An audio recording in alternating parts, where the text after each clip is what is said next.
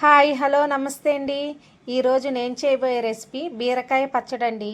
ఇది చాలా ఈజీగా ఉంటుందండి, చాలా టేస్టీగా ఉంటుంది. వేడివేడి అన్నంలోకి బీరకాయ పచ్చడి వేసుకు తింటే చాలా బాగుంటుందండి. వేరే ఏమీ కూడా వేసుకోవాల్సిన అవసరం ఉండదండి. చాలా సింపుల్గా నేను చెప్తాను, ఒకసారి ఇలా ట్రై చేయండి. మరి కావాల్సిన పదార్థాలు చూసేద్దామండి. బీరకాయ ముక్కలండి, చిన్న చిన్న ముక్కలు కట్ చేసుకోండి. టమాటాలు అవి కూడా చిన్న ముక్కలు కట్ చేసుకోండి. పచ్చిమిర్చి మీ స్పైసీకి తగ్గట్టు వేసుకోండి. ఏడుశనగగుళ్ళు అండి, మీ క్వాంటిటీకి తగ్గట్టు వేసుకోండి. ఇవన్నీ 1 బై 1 వేయించుకోవాలండి. స్టవ్ మీద మూకుడు పెట్టానండి, వేడయింది. ఇప్పుడు మనం తీసుకున్న వేరుశనగగుళ్ళు అయితే వేయించుకుందాం. సిమ్లో వేయించుకోండి, బాగా ఎగుతాయి. లేదంటే లోపల ఎగవండి, పైన కలర్ వచ్చేస్తుంది, పచ్చివాసన వస్తుంది పచ్చడి అయితే.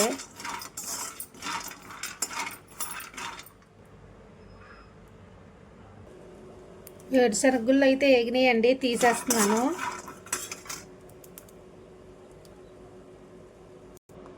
తీస్తానండి. ఇప్పుడు కొంచెం ఆయిల్ అయితే వేసుకుందాం. మనం కట్ చేసుకున్న బీరకాయ ముక్కలు వేసేసుకుందామండి.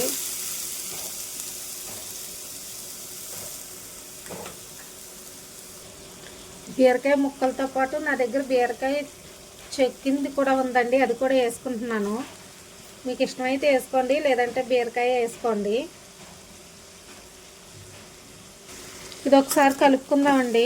వాటర్ అంతా వచ్చి బాగా ఏగుద్దండి. నేనైతే చిన్నది తీసుకున్నానండి బీరకాయ, అందుకని చెక్కు కూడా వేసుకున్నాను.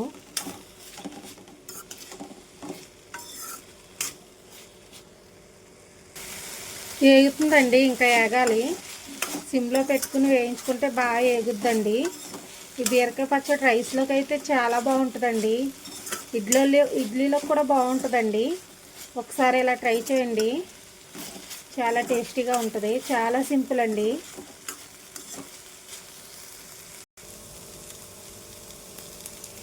వేగిపోయినాయండి, తీసేస్తున్నాను.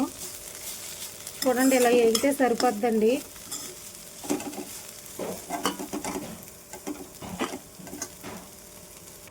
మళ్ళీ కొంచెం ఆయిల్ వేసుకుంటున్నానండి.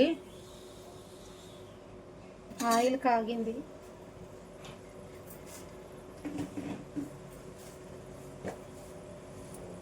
కొంచెం జీలకర్ర అండి, పచ్చిమిర్చి అండి, మీ క్వాంటిటీ తగ్గట్టు వేసుకోండి. కొంచెం వెల్లుల్లిపాయలండి, కొంచెం దంచి వేసుకోండి, లేదంటే పేలుతాయి. పచ్చళ్ళకి కొంచెం స్పైసీగా ఉంటేనే బాగుంటాయండి. మీరు కారం తింటూ అనుకుంటే తక్కువ వేసుకోండి. పచ్చిమిర్చి కొంచెం వేగినాయండి, కట్ చేసుకుని టమాటాలు వేసేద్దాం. కొంచెం సాల్ట్ వేసుకోండి, త్వరగా వేగిపోద్ది.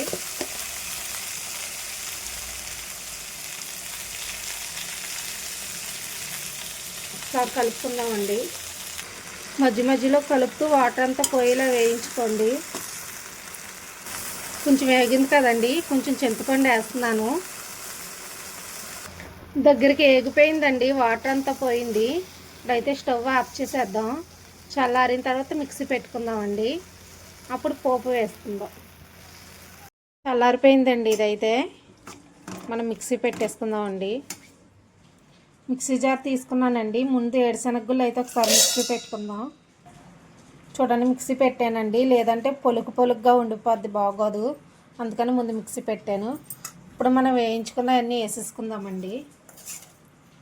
పచ్చిమిర్చి, టమాటా, బీరకాయ అండి,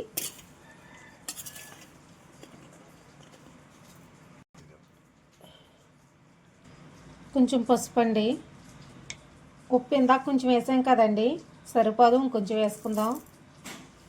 మీ దగ్గర బెల్లం ఉంటే బెల్లం, లేదంటే కొంచెం పంచదార. మిక్సీ పెట్టేసుకుందాం అండి మెత్తగా. కొంచెం వాటర్ అయితే తక్కువ వేసి పెట్టుకోండి. మిక్సీ పెట్టేసానండి. చూడండి, మాత్రం గట్టిగా ఉండాలండి. కొంచెం బరగ్గా ఉంచుకుంటే చాలా బాగుంటుందండి టేస్టు. చట్నీలా పేస్ట్లా చేసేయకండి. పచ్చడికైతే పోపు వేసేసుకుందామండి. స్టవ్ మీద అయితే బాండీ పెట్టానండి, ఆయిల్ వేస్తున్నాను. ఆయిల్ కాగిందండి. ఆవాలు, జీలకర్ర కొంచెం చిటపట్లాడాలండి. పచ్చిశనగపప్పు, మినప్పప్పునండి.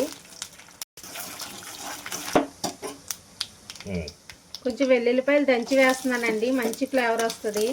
ఏ పచ్చడి కన్నా మనం వేసుకునే పోపే అండి టేస్ట్.